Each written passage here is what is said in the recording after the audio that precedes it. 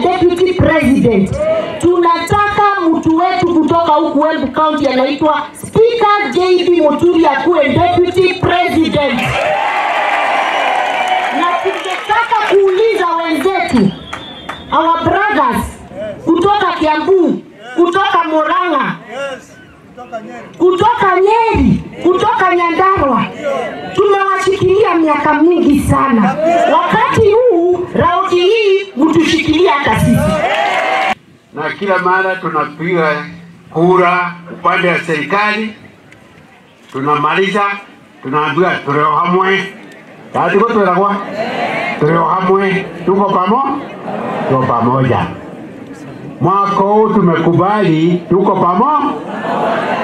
Na tuko pamoja kwamba namba 2 aende namba 1. Hapo ni sawa?